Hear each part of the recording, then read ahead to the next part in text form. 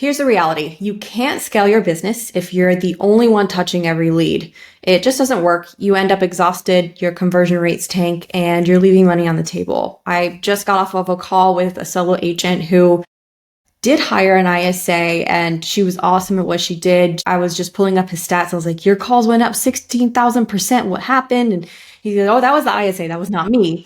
He said, but the problem was he wasn't ready for an ISA. He jumped the gun. So that's a struggle that people have is I know I can't touch every lead. I'm losing business, but when is the right time? So there's a lot of questions surrounding ISAs and AI even. When should you hire an ISA? Who's a good fit? So we're going to be diving into that and so much more on the conversation today with Gustavo, who is with Power ISA. So Gustavo, thanks for joining me today for this conversation. And I'm really looking forward to diving in to hear your perspective because you've been doing this how many years now in this industry? I've run this company 10 years. We started in October of 2015, officially launched it and with 4 clients, 4 people we helped find ISAs. And now, we're currently helping almost 200 people across the US and Canada. It's been a fun 10 years. We've helped, I think, about a little over 3,000, real estate teams, real estate pros, investors, mortgage brokers, help find, great calling talent and manage them and train them. That's cool. All right, well, let's get started. So to start off, some people may have a misconception of what an ISA is and does, especially when people kind of try to put them into the same category as a virtual assistant. So can you share and break that down a bit of what does an ISA actually do and how is it different from just any virtual assistant you can hire? Okay. Oh, great question. And, I deal with it, myself, right? Should I hire a VA or is it an ISA? Does my ISA have to be a VA? So, VA, virtual assistant, that is I think it's the general umbrella term. It's the broadest term you can find because people will call anyone that works remotely, they'll call a VA. I've even heard, whether you're inside the US or outside the US, right? Outside the US and Canada. And sometimes people kind of assume if you're a VA, you're living out overseas. Well, really, right? There's a lot of virtual assistants. People work virtually, remotely within the US. So you can go down that rabbit hole of what does a virtual assistant mean. But for this conversation, let's focus on ISA. ISA stands for Inside Sales Agent. And that term kind of comes from the software industry, is where I found that it's really used a lot. Inside sales or business development, sales development role, business development role, or inside sales role, right? And it's just, it refers to someone that's in the office. This is where it comes from. Physically in the office, doesn't go out. They're not outside sales, people knocking on doors, meeting with clients, right? They're inside sales and making calls. That's kind of where that term comes from. And this became, because I also call it telemarketing for real estate, right? And people don't love that term. It's not a great telemarketing, not a great term. Yeah. But that's a really accurate, description of it, right? That's what it is. Yeah, it's people making outbound calls or receiving inbound calls, like on the phone roll, telephone roll for real estate, right? And that's kind of, a pretty broad term. And for a lot of folks, this became a really big concept, a big model. Thanks to Keller Williams, in my experience. Keller Williams was like a big, really gung ho about it, right? And this is probably about 10, 15 years ago. You had a lot of really big real estate teams grow thanks to the ISA model. I'm thinking about the Lance Lokins of the world, Tim Heil, really, really mega teams within Keller Williams. That's how I got exposed to that model at first. And I know they're not like the creators of it. I'm not saying that they're the ones that brought it to me, right? Like that I saw. They were on stage and they were talking about this thing called ISA. So that's how I heard of it. And a lot of teams have ISA. I'd say, out of the top, I don't know, 1,000 teams, I think 1,000 of them have ISAs, right? It's a really common role with the larger teams because they have a need. They spend a lot of money on leads to get people coming inbound to them, inbound inquiries. And like everyone knows, right, those inquiries are getting harder and harder to convert. It's not as easy to convert them. And having a really good process to reach out to them right away, have a conversation with them, convert them, qualify them, and start the nurture process with them is hard, right? It's a hard problem to solve. And teams try to solve it with their agents calling, inbound opportunities, or they can hire ISAs or a combination thereof. So that is kind of the world we're getting into. But I'd say that's my kind of like broad definition of ISA in a nutshell. And then you can also like slice it and dice it within the role. Are you like a prospecting focused ISA, which is a cold caller, right? That's a very different kind of profile versus more of an inbound opportunity, lead converting, nurturing, like a life transfer ISA, right? We call that the lead manager role.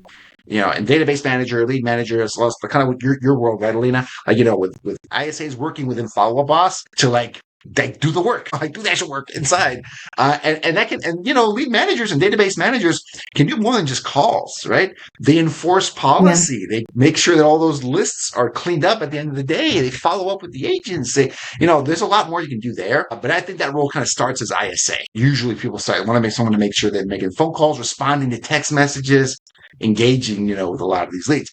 And the cold caller is very straightforward. They grab a cold list and they want to turn it into contacted people, converted leads, right? People to nurture. They grab a list of, they didn't come inbound, they do anything, right? They're just coming in, it's a cold, and they're just calling through it. They call 1,000 people to have maybe 100 conversations to find 10 potential sellers. It's a kind of very, very different kind of role, and it's also a very different kind of profile, but they're both ISA. Got it. Cool. Thanks for the breakdown. So I have a selfish question for you because I'm curious there are so many different directions you can go with, like a lead manager, for example. Yeah. What do you see works best in terms of process with ISA plus agent? That is such a good question. Okay, so I have theories around it. I have my own personal theory, but I will say this, Elena. I am always humbled in this industry by thinking that there's only one way to do things. There's one good way to convert leads. And I always find a counterfactual, like someone doing the exact opposite of my recommendation and being successful with this, right? So I will say this. I'd say there's kind of two schools of thought around how an ISA should interact with inbound opportunities. Okay. One says that the ISA should be the front lines, the first line of defense. When the lead comes in, ISAs on the job, it's their job to call them within 5 minutes or less, preferably within 60 seconds or less, right? Coming in and they're on the clock, and ISA should always be the first person to reach out to them because that's their job. That's what they do. They're never going to be on an appointment. They're never going to be in the meeting, returning somebody else's call. They're going to be ready for those inbound leads. ISA should be the first one in there. And then ISA can hand them off to the agent. For an introduction, for follow-up, for nurture, etc. Right? I'd say that's one kind of very broad school of thought. The other school of thought is that ISA, because real estate agents, everyone knows they can struggle to make their calls. But typically the first call, that's probably the one they're the best at, right? Making that first call to leads. And I'm talking about like really high value leads, like a Zillow Premier, Zillow Flex, Realtor, OpCity, HomeLight. I mean, agents will jump over each other to make this call, right? They could claim that lead and to make the call. So team leaders go, I don't want them to lose that edge. I don't want them to lose that energy. I'm gonna harness that energy because they're really good at the first call. Not so good at the second call, not so good at the third call, and forget about it, the fourth, fifth, sixth call, right? If you're uncontacted lead. But let's not do that. Agents can knock themselves out on that first contact because agents, as opposed to ISAs, this is a big distinction. ISA is a salaried position, right? Typically, you've got a salary and some kind of commission scheme, right? But it's salary. And as a team leader, you're not going to be 24/7 with ISAs. I don't know any team. Teams have really long schedules for ISAs. They have teams of ISAs. No ISA team that I know of is 24/7. Not one in the whole country, right? But real estate agents, they'll jump on leads at 2 a.m. on a Friday, they will go crazy on that. So that's an advantage. And team leaders don't want to discourage that. They all kind of want to harness that a little bit and go, agents are great at jumping on these new leads, but it's the follow-up and the constantly trying to call uncontacted leads that they're just not great at. So then the ISA gets it as a second try, okay? As a second try. And then they're in charge of calling them until they're ready, and then they hand them off to an agent because these teams, they look at the role differently. They say, ISA helps out my agents. Agents are in charge of calling leads, but ISA helps. And they nurture these opportunities. They nurture the leads because we as a team only hand off opportunities to agents. We don't hand off leads to agents. If they don't get them on the first call, we call them until they're ready. And then we hand off a qualified opportunity to our agents. And that's a really powerful pitch too. So I used to think that the first one was way superior, in my opinion, because ISAs are just really, but I see teams doing the second model all the time and they're just killing it, doing a great job with that because they also pitch it as a value add of the team. I don't hand off leads. I hand off qualified opportunities. Those other teams you want to join, they're just going to give you a bunch of leads. No. We give you responsive, qualified, motivated buyers and sellers. And that's a really good pitch too. Cool. So a very broad question for you. You might have to think about this. What's a common misconception people have about ISAs? Oh, wow. Well, how much time do you have? To answer this one. Right. I would say, so let me prioritize these misconceptions about an ISA. I'd say the biggest ones, and this, I'm going to sound a little biased here. This mostly affects the smaller teams and the individual agents. This one, and it's number one. And it is once I hire an ISA, I'm retiring from making phone calls, right? Which is true Yeah. of a lot of things you can pay for as a real estate agent. Oh, I'm going to get Follow Up Boss, and I'm not going to need to call anybody. I'm going to get this tool and that tool. I'm going to get Ylopo, and I'm no longer have to make any calls. ISA is another one of that long list of things you can buy. You can put your credit card down for, and feel like Yeah. you're done. You don't have to do that anymore. Like, wait, no, I had an ISA for that, right? So that is the biggest misconception. You can retire from the phone.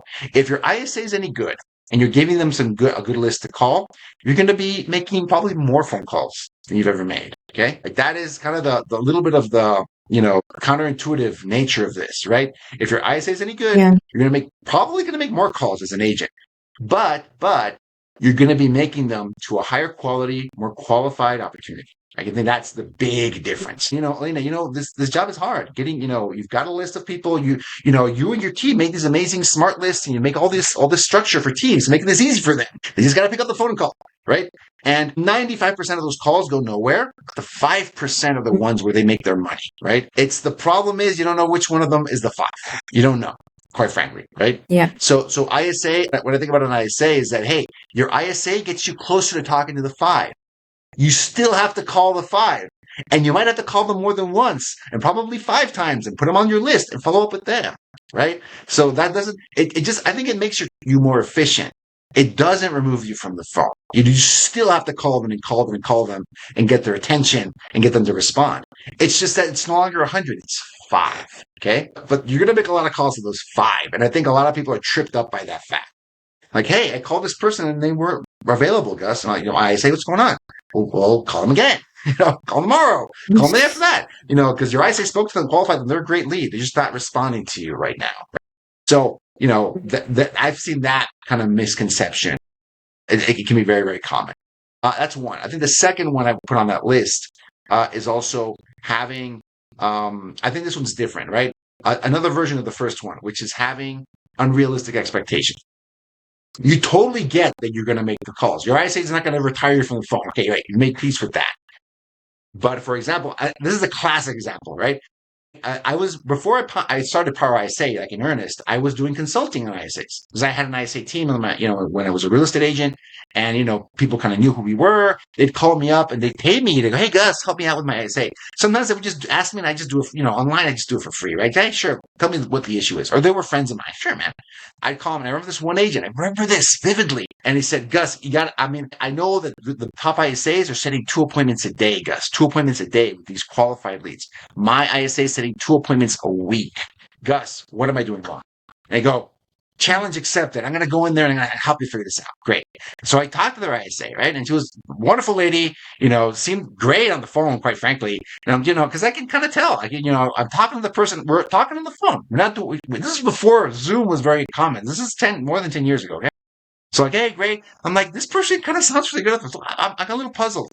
And I go, okay, great. So, we go do a little role play. I'm checking her out. I go, this is really good. So what are you calling for this person every day? What's your main activity here, right? I didn't realize that was the first thing I should ask always, okay? But I asked her like halfway through the conversation. He goes, oh, well, I'm doing circle prospect, right? And I'm like, really? And yeah. And you're getting 2 in-person appointments a week? Yeah. I'm working on it. My boss wants more, but I'm doing my best. And I'm like, so, okay, thank you. And I call back my buddy and I go, like, you have an amazing person on the phone, right? Your ISA is outstanding. They're generating, I think it was like 3, 4 qualified nurtures a day. And of those 15, 20 a week, 2 of them were ready to meet in person. And I'm like, that is phenomenal. That's really good. You're getting your numbers because I knew where these stats would come from like inbound, Google pay-per-click, Zillow, Realtor.com. Like, yeah, those you can get to them. If you pay enough money, you generate 20, 30 of those a day. You're going to get a bunch of appointments a day. Perfect. Great. Like, that's not you, my man. You're not spending any money on leads. And this person generating appointments almost out of thin air for you, right? So like you are complete, your expectation is here and your reality is here, right? And you can't even tell that your ISA is phenomenal. because you're just looking at the number. And again, there's more to it than that. They'd never called themselves. They didn't know what to compare against. There was a lack of knowledge there. Again, that's why I started Power. If this was easy to figure out and was common knowledge, you would need companies like Power ISA, right? That's a reason I saw. I think agents need help with this. But that mismatch of expectations is very common. Very common. They might have heard someone do something. They saw something at a conference. They saw a piece of content about ISAs doing these amazing things, and they just want it Yeah. bad. They just want the result without digging a little deeper into, okay, well, how did they get that result, right? Are they paying $20,000 a month to Zillow for those leads? Those leads convert high. They convert very high. I don't know if we can name brands here, but the highest converting leads in the industry are portal leads because they're on Zillow, Realtor.com to look at homes and they want to go see a home and they're clicking a button to get them to see the home. Yeah, that lead converts pretty high, right? To an appointment and also to a transaction, right? So 100%. And they're now also adequately priced for that purpose, right? Because they're very bottom of funnel. If only you look at our stats around those leads, I think you're going to have a very skewed view of reality because that's always at any given market. Actually, I can't see the book. There's a book behind me. Oh, it's right behind me. There it is. So Barry Jenkins' book. I think it's really accurate what he says. At any given time, 3% of leads are in the transacting phase, right? Are in the transacting phase. And if you talk to those 3%, it's going to be, well, let's go look at a home. Let's go take a look. Are you pre-approved? That's great. 97% of the time, they're not in that stage, right? They're in the dreaming phase, planning phase. They're not transacting yet. And Zillow and Realtor.com play in that 3%, right? And this happens with ISAs too. ISAs are just as guilty of this. They want everyone to be the 3%. Their expectation is that everyone is in that phase. Not even all Zillow leads are in that phase, to be really fair as well, right? Not even all portal leads are in that phase. It's the 97. The opportunity for growth is in the 97%, not, in my opinion, not in the 3%. The 3% in this day and age are adequately priced to up to 40% of your commission check. That's an adequate price. And agents will pay it. I know it's adequately priced, Lena, because agents will line up to pay that money for a transaction-ready client, right? There's a wait list on some of these programs, right? The ISA's job is to help you get a better shot at that 97% slice of the pie. And by the way, a lot of teams use ISAs for the 3% too. Those aren't easy. Those aren't a cakewalk to convert either. But the 97% is a big opportunity. And a lot of teams attack it, by throwing ISAs, to help them solve that 97% slice of the pie that is not ready to transact right now, but will buy a home, right? At some point in the future. So I think ISA, when I look at aligning expectations with ISAs, I try to make it as broad as that.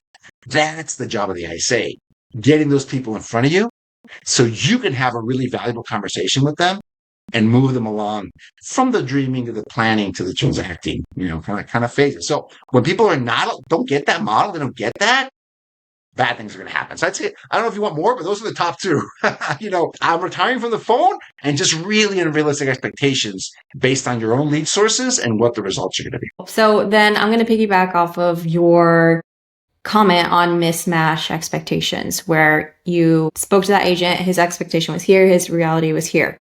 What is a realistic, and again, this can also go so many different directions here, but what is a realistic expectation someone can have in terms of ROI, return on investment, when they hire an ISA?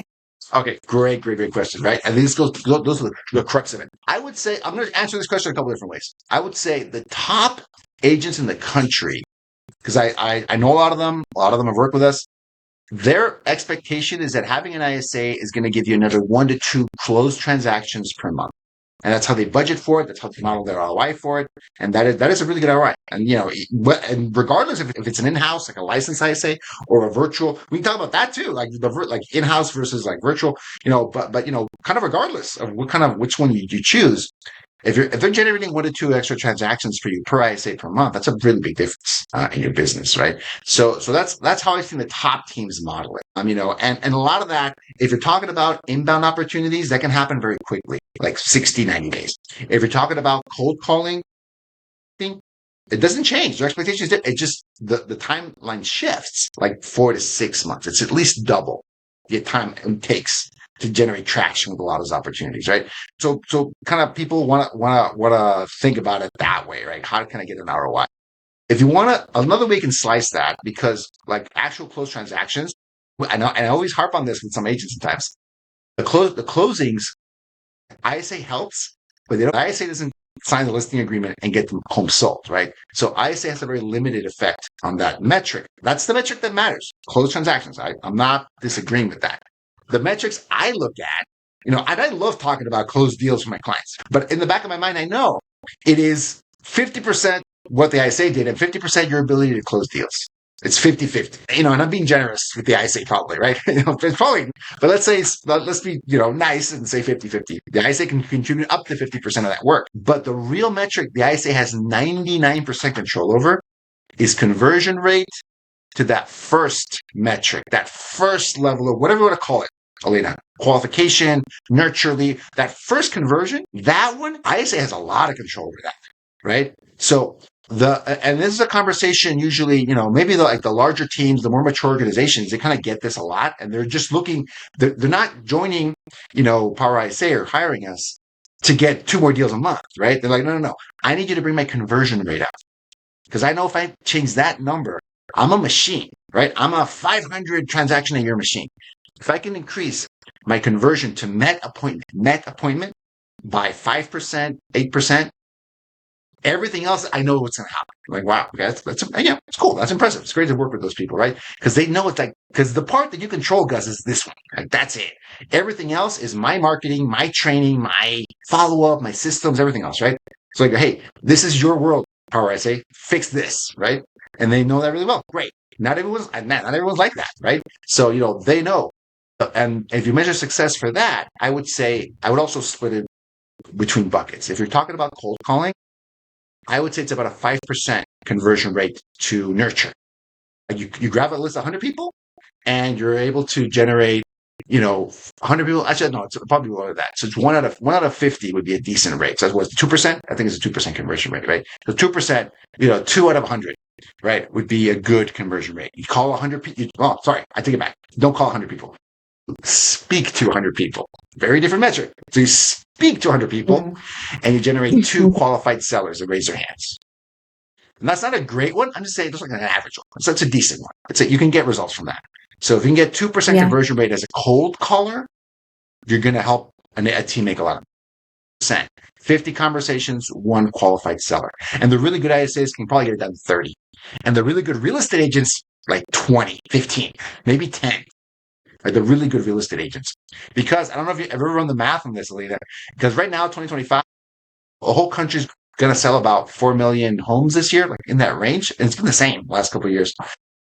4 million transactions. I'm going to round it out. 4 million transactions, about 8 million sides. 8 million, sides of a transaction. So on average, there's at least 2 adults in that. And let's be honest, there's at least 2 adults involved in every real estate transaction, at least 2.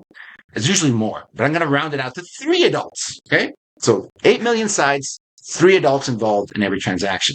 That's 24 million adults. This year, 2025, 24 million adults will be involved in a real estate transaction in 2025. How many adults are there in the U.S.? I'm going to round out that number 2, about 240 million, right? Rounding it out. Big numbers, okay? There's a lot of kids in the U.S., a lot of older people in the U.S. I'm just going to go with keep it to 18 to 65, okay? 140 million of those, which means 1 out of every 10 adults randomly on the street will be party to a real estate transaction in the country every year, at least, Alina. Because, go back to 2021, and that number was like 1 out of 6 or 1 out of 7, right? It was crazy, right? When the transactions are really high. But even in this year, transactions aren't great. I mean, sales are lower than they were a couple of years ago. 1 out of every 10 people off of the phone book will be party to a real estate transaction, which is a crazy thing to grasp. That's why the best real estate agents, they just got to talk to 10 and they'll find it. Like they're just so skilled on the phone that they will just get it. ISAs are not that skilled. I'm not going to exaggerate. It'll take them more conversations. Not everyone's forthcoming. Not everyone's available. All these reasons, right? Great. That's one bucket, cold calling. On the inbound lead conversion bucket, right? Then I'm going to talk about like the generic example, like 50, 100 Google pay-per-click leads. Okay. You give me 100 Google pay-per-click leads or 100 like Meta, like Facebook leads. Some of those Meta leads can be really good. Like if they go through like a whole funnel and a landing page, they can be pretty decent, right? Because Google has always been higher intent than Meta. Apples being apples, apples to apples. But the Meta ones can be really good too. those top of funnel kind of lead, Google pay-per-click, Meta. A good ISA will not 2%, right? Will not convert 2% to a qualified lead. It's probably going to be about 20%, 25%, right? It's significantly higher because, like I said, you're not calling the phone book anymore, right?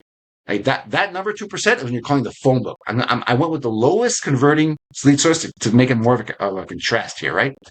2% when you call the phone book, 25% when you're calling Google pay-per-click or Meta, right? And if it's Zillow, like a premier lead asking to go look at a home, it better be at least 50%, right? Converting them to like a qualified opportunity. Qualified. You know who they are, what they're buying. You might not meet with them that day, but you got their information, right? You know who they are, who they're coming at, and they're confirmed. So at least 50 or I'd say, well, maybe 40 to 50. Like just really high, really, really high. So that is how we measure ROI for a really good ISA, because that number, it's the very start of the conversion process. Conversion to qualified opportunity, like qualified lead, qualified opportunity, nurture. There's a million names for this, right? I like qualified lead. Right? Great. How many of those can you meet? Your percentage of Met percentage. Great. How many did you close out of your Met? Your close as a agent, right? When I was an agent, with buyers, it was like 70, 80%. I would meet with them and they'd sign up with me. It helped that they were my own personal database, right? And that was pretty good. And if it was a listing, it's 100%. I'd 100% get listings, right? Because they're from my own database. I knew my conversion rate back then, right? The best agents in the industry, when they're meeting with people they don't know, 40, maybe up to 50, right? That's hard. But, 20, 30, it's really good. You're going to be one of the best agents in the country. If you can meet with, 4 random people that you got from online. They don't know who you are. They have no context. And you can close them 1 out of 4. You're going to make a lot of money, right? As in person.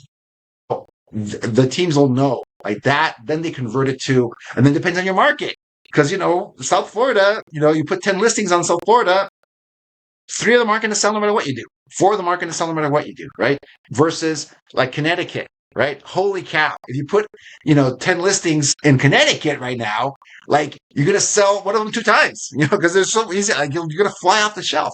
So, then you put on the market dynamics on top of that. That's where you get closings. So, that's a lot. That's the engineering answer. Sorry for that. It might be a little bit long-winded to answer your question, but I look at it 2 different ways. One is how many deals can they realistically close for you? 1 to 2. That's a very incomplete metric. I don't love that metric, closings, right? Agents love them. I get it. But the ISA has a lot of control over that initial conversion process. And then it gets fed into the machine, which is, it might be a machine of 1 solo agent. It's all depending on you. Or it might be fed into one of these large organizations, 50, 60, 100 agents. And they have a lot of specialization, a lot of different roles. And they measure each one of those hands off. The really good teams, they measure how much, shrinkage, loss they have every step of the funnel. When they meet with an agent, when they look at properties, when they go write an offer, when they turn it into a pending list and a pending deal, and how many they bring to the closing table. The best teams, they measure every single one of those, and they understand how to move the needle.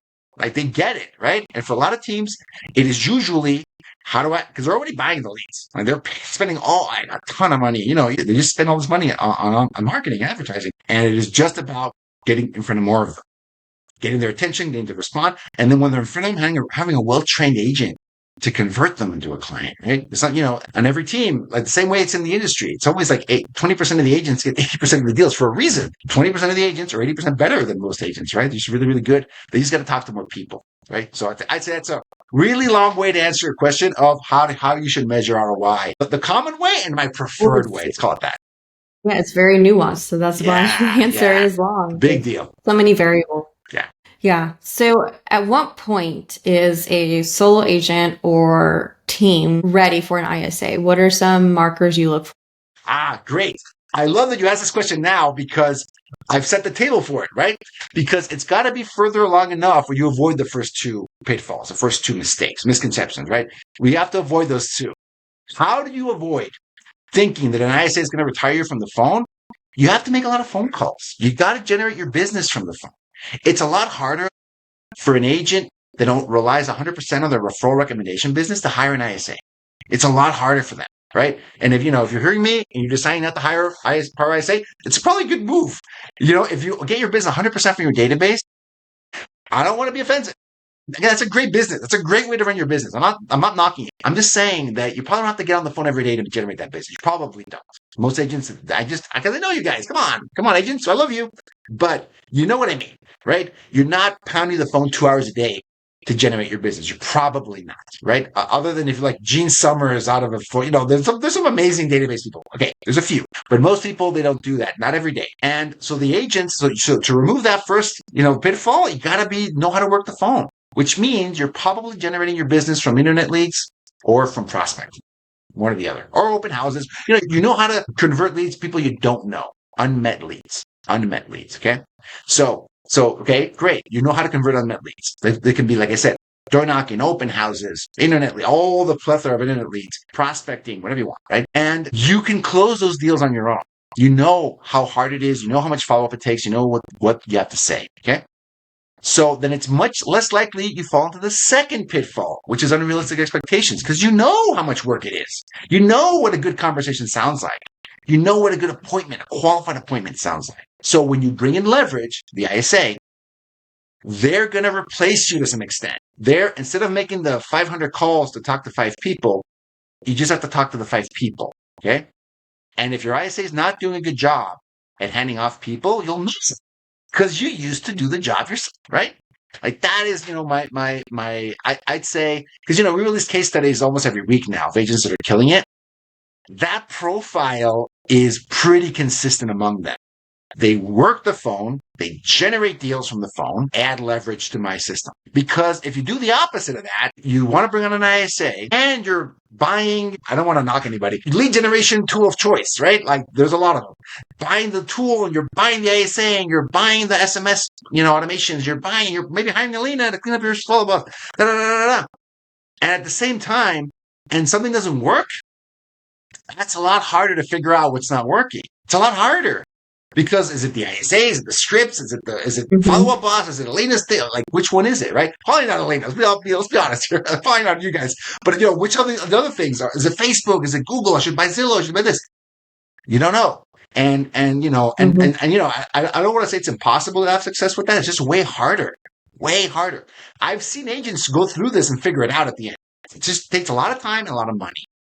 And most agents don't have the patience for it or the budget for it to figure this out on the fly.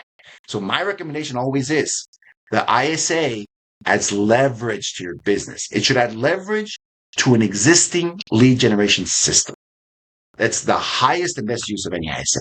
It should add leverage. Whether you are a hardcore cold caller, solo agent, hardcore cold caller, great. Your ISA can help you make double the amount of calls, triple, quadruple your calls. Great. You can now focus on, or you can keep doing what you're doing. You're just calling more people now. Don't even change your activity. Just have more qualified leads coming in, right? And that's how we see that some of the cold callers start with like a part-timer and then go to full-time and then get 2 full-timers and they'll grow their teams because, newsflash, they don't like cold calling. Even the really successful ones, they want to get out of it, right? So they can hire people. They really can hire a team to help them with that, right? You're adding leverage to an existing, proven, successful system. Okay. And those agents, those cold callers, they tend to, and they're, the Ricky Caruth fans and the Brandon Moreno fans, the ones that follow, they know their numbers well because they follow those guys. No, their numbers. So they develop a skill to manage a team to their numbers. Same thing they used to do for themselves. Now they do it with a team, and they can build leverage, adding leverage to a proven system. And if you're doing, if you're a beast with those Realtor.com leads or those Zillows or those Google pay-per-clicks, and you're just really, really good at that, great. The ISA can call all the ones you haven't called in 6 months because, again, everyone knows this, guys. You know it. You don't have infinite time. You don't follow up with people all the time. Have them call those guys and rekindle all of those, and then help you with some of those handoffs so you can scale this, right? You can spend a little bit more money on Google pay-per-click next in a few months, right? Because you're converting more. You're making more money. Because when that ISA hands off a qualified lead to you, you know what to say to them, right? You've read Barry's book over here, right? They're too nice for sale. You know what to say to these inbound leads to move them along the process and help them buy or sell their home, right? Or both, preferably, right? So that is, I'd say that's how you should kind of do it to avoid all of those other problems. I will say it this way. That's my ideal client profile, ICP. That's my ICP. An agent, and I don't care if it's a solo or a, Gary Ashton, which is not a client, the mega team. I just randomly picked that guy. And I just spoke to him last week. That's why. But I don't care if it doesn't matter. It doesn't really matter. It really, really doesn't matter because they have a lead generation system that they know how to use. It's predictable. Well, as predictable as it can be. I mean, I don't want to idealize it, but they have a proven system they know works. They know their numbers really well. So they can add leverage and hold the leverage accountable. Because Alina, the other topic I hope we can touch on is the accountability piece of ISA, right? That's the name of the game. Like that is really the hardest part of this model is that accountability piece. But as long as you can figure that out, you can scale and you can grow. Yeah. Well, I wish we could, but because of time, we won't be able to get into accountability because I wanted to ask you one other Go for question of topic. What is your hot take, I guess, on balancing? You had mentioned automation, like balancing automated campaigns and text, plus now with AI in the mix of like AI voice, AI text. What's your hot take on all of those things when it comes to either using all of those plus an ISA or only some of them?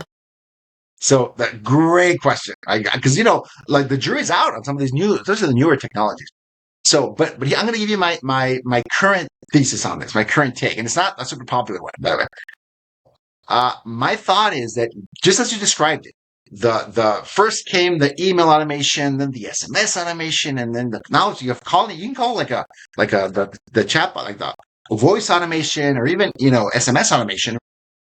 Not just the SMS sending them, but the conversations, the full blown conversations. I'm talking about the Wailopo, Rayas, and the Lofty AI. Like you've got all these tools, right? And it never fails for me to see it because I know a lot of these guys and they're great. I mean, they do a great job with these CRMs and these tech platforms. Even Coach Barry, right? Who's like big with Wailopo and those guys. None of them are going to tell you. Sorry, I'll say this another way. Every single one of them will tell you will not be successful with all those tools if you don't pick up the phone and connect with people. Like we're not at that stage, even with all the tools we have now. We're recording this at the end of 2025, right? Like with all the technology we have now, every single one of these vendors, and I know them, and I go to their trainings, and I want to learn from them. They say you've got all these tools helping you with discoverability and lead scoring and lead prioritization, and you got all these tools, requalification, re-nurture, retargeting, all these tools, the fellow. There's a lot of these other amazing technologies that all they do is create a calling list and help you prioritize it probably better than you would otherwise, but you still got to call, right? Every single one of those technologies, every single one. You got all these responses, is it GGMS or GGSM? GGMS, text blasts, and all these things. It's just another version of a list of people you got to call in probably a much better priority, right? That's it. That's where we are in 2025. An AI voice is the bigger one, right? Because it can have a really decent conversation with people. It can ask them a lot of questions. It can move them along the process. My current thesis is that AI voice is going to be another great way to create a calling list that is better qualified for you. That's it, right? So again, I say this can be a little popular because people say, hey guys, that's a very self-serving narrative. I acknowledge that. It is a very self-serving narrative, 100%. So take that with a grain of salt. But I feel that all these technologies are better ways to generate a better calling list and a better priority. That is it. That is it. Because remember what I said before, one out of every 10 adults in the U.S., I guess at this point, was a party to a real estate transaction this year. Like, because if all else fails, I'm on the Greg Harrelson, he's the real estate coach. I'm on his kind of line of spectrum. If all else fails, you could pick up the phone book and call people there and you'd still get deals, right? Because that holds to be true. That number. So, whenever you're in doubt, should I call? Is it worth calling these leads? Is it worth the effort? Is it worth the energy? My brother, or sister, the phone book would work. It takes more work. It's a lot more time intensive. Probably need an ISA, probably. But even that would work if you do it with the right skill and the right kind of diligence, right? So all of those tools make the calling list be generated faster, more efficiently, and with better priority. It's another flavor of that because as of 2025, December 2025, we still need that agent, that local expert, qualified expert to make that connection and convert the lead. I would even dare to say, because even though people hate phone calls, I'm not going to argue against that. people do want someone to reach out and talk to them, right? As a real person at some point in the process. Because some of the best numbers I'm seeing right now is AI plus ISA, which was surprising me. I didn't see that one coming, right?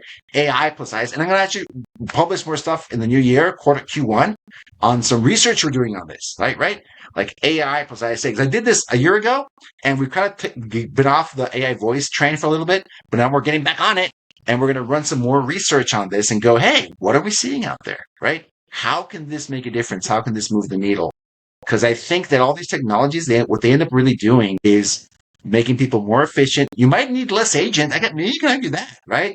Thanks to these tools, maybe you need less agents on the team, right? Maybe you need less ISAs on a team. That I can make an argument for that. Not just AI voice, a lot of these tools, right? But I don't think it eliminates the need. I argue, and I've gotten into a debate with people about this, right? There's some good arguments for and against. There's some really good ones. But I would say that it at the end of the day, you got to pick up the phone and make it happen. And these tools are just a means to an end, which is making a connection, a real human connection with someone. Yeah. I would say 3 out of the 4 categories are very easy to answer. And that's the email campaign, text campaign, or AI texting. Absolutely. Like, it's going to create another calling list for you or your ISA, because if a lead is responding to an email or a text, that either requires you or an ISA to respond directly through that channel or pick up the phone and call. Same with AI text. Sure, AI text can have a conversation with the person, but at the end of the day, they like tag the lead in your CRM and say, interested, and you got to call. The trickier one is the AI voice, because I know the AI voice can transfer calls. In your opinion, let's say it is an AI voice that does the transfer. In your opinion, should it transfer to the agent or should it transfer to an ISA? So, this is such a good question because, I'm going to go back to my closest comparison that I have. It's my closest one I have because I used to run a service. It was a pay-per-lead service. And so, it was called speedtolead.net. People would send us their lead and they wouldn't hire ISAs. They would hire the service, which I had a team of like 30 ISAs that would call for the whole country in Canada. People would send us their leads for the month. 10, 15, 20, 100, 200, right? And my team would call them. And the one and only metric that mattered in that business was live transfers. Everything else, because a lot of these, I would say for this project, this was years ago, 95% were Facebook leads. It was like the big heyday, the initial heyday of Facebook leads, right? So people would send them because they were really cheap to generate. But man, who's going to have time to call all these leads?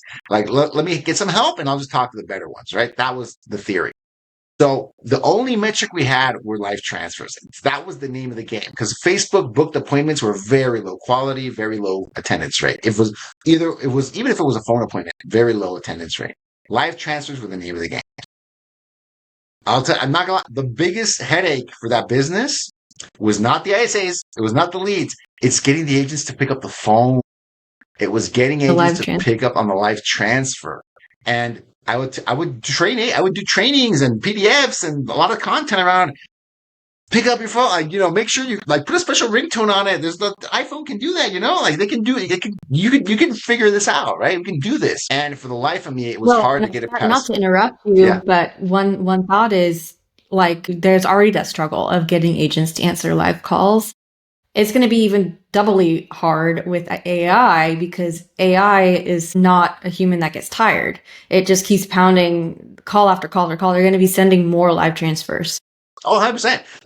That's very, very, very possible. I would say that's a good outcome for the tech. The tech can be really effective, but you're right. They still have to figure out the agent part, right? So I would say, and again, and I don't want to knock agents again. It sounds like I'm criticizing agents. I'm actually not, because a lot of people are out showing homes. They're meeting with people. Yeah, that's the reality. They just want to pick up the phone in every random moment of the day, right? So I totally understand that. But it's very challenging to get more than a 50%, because I tried it, more than a 50%. A pickup rate on live transfers. And some teams are better than that because they're just run it like a military and they're really good. But I'm talking about the broad population, like everybody else, right? So 50% was a good metric to get people. So just for that reason, I think there's going to be a person. It's going to make sense to have a person involved in the process. That probably can be an ISA. It might not be. It might be somebody else on the team, right? Your admin or someone that's in the office can actually pick up the phone most times. But ISA is such a hack to that role. It's such a specialization to that role that I see it hard for people to remove it. So I think the same way as people predicted the demise of the real estate agent with a lot of this technology, I think people predicting the demise of the ISA role, I think it might be a little bit too far with the information we have so far, right? December of 2025. Yeah. Yeah. Okay. Last question for you. If someone wants to learn more about Power ISA, where should they go? What should they do? Awesome. Easiest place is powerisa.com. That's our website. Or you can look me up, Gustavo Munoz Castro on Facebook. That's the network I'm the most, active on. You can search for me or just search for Power ISA within Facebook. I'll pop up pretty easily.